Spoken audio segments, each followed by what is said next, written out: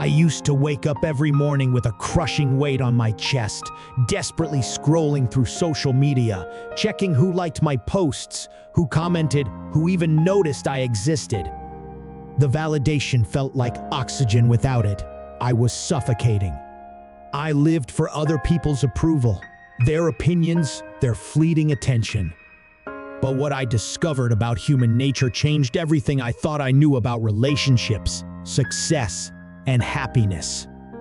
The truth is so brutal, yet so liberating, that it will either destroy you or set you completely free. For years, I believed that caring about what others thought was normal, even healthy. I dressed for them, spoke for them, made decisions based on their potential reactions. Every choice was filtered through an imaginary audience that I thought was watching my every move. I was performing in a play where I was both the actor and the harshest critic.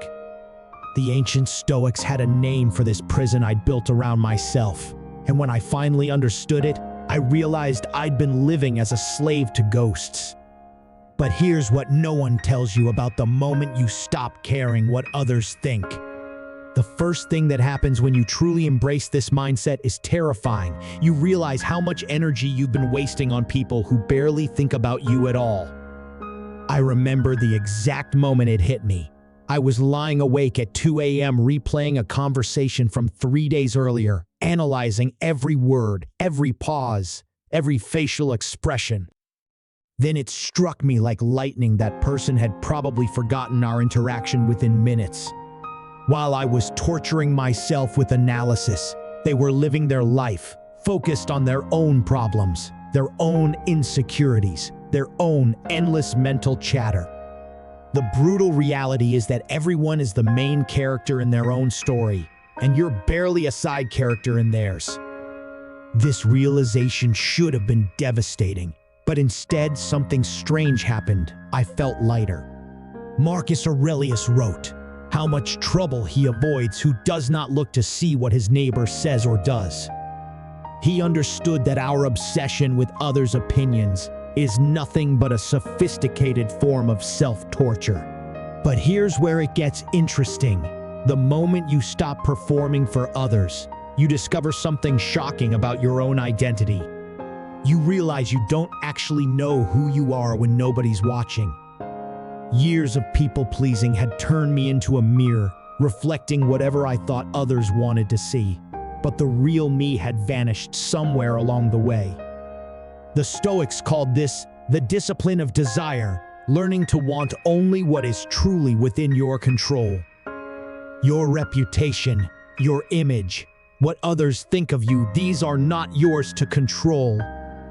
They belong to other people's minds, other people's judgments, other people's limited perspectives. Epictetus, who knew something about powerlessness having been a slave, taught that true freedom comes from focusing solely on your own thoughts, actions, and responses. But when you first try to implement this philosophy, your mind rebels in ways you never expected. The addiction to others' approval runs deeper than you imagine. I started an experiment. For 30 days, I would make decisions based purely on my own values, my own goals, my own sense of what was right. No checking social media for validation, no asking for opinions on personal choices, no adjusting my behavior based on who was around. The first week was psychological hell. My mind kept reaching for that external validation like a phantom limb. I caught myself creating imaginary conversations where I explained my choices to invisible critics. The need for approval had become so ingrained that I was still performing for an audience that existed only in my head. But then something unexpected happened in week 2. I started making better decisions. Without the noise of others' expectations, I could finally hear my own voice.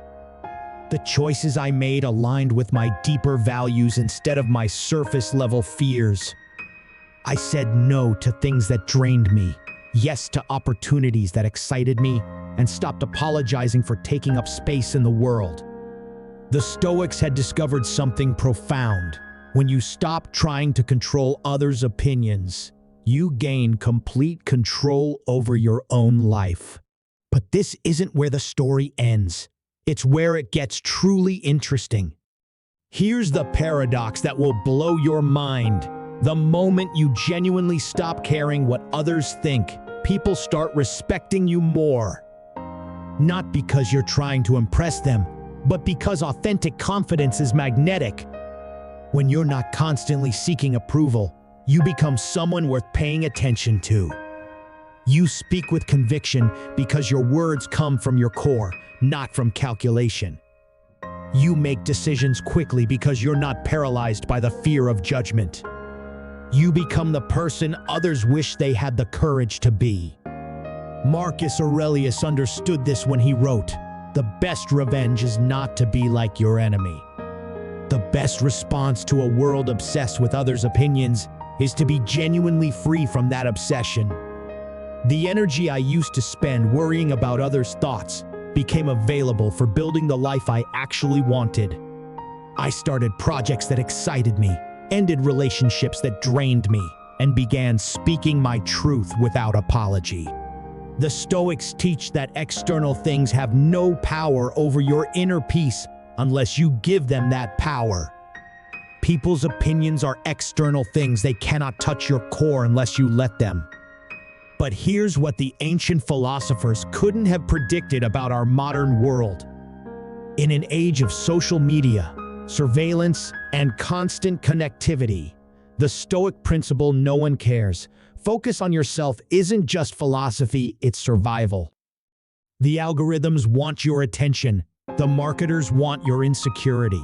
The culture wants your conformity. But you have something they can't touch: your ability to choose where you place your focus. Every moment you spend worrying about others' opinions is a moment stolen from building the life you actually want to live. The Stoics weren't being callous when they taught this, they were being compassionate. They understood that the path to genuine happiness runs through the territory of not caring what others think. Today, I wake up with a different kind of weight, the weight of my own choices, my own values, my own purpose. I'm no longer performing for invisible audiences or seeking validation from people who are too busy with their own lives to judge mine anyway. The prison I built from others' opinions has been replaced by the freedom to be exactly who I am. This is the gift the Stoics offer us, not the cold indifference to others, but the warm embrace of our own authenticity. And in a world full of people desperately seeking approval, being genuinely yourself is the most radical act of all.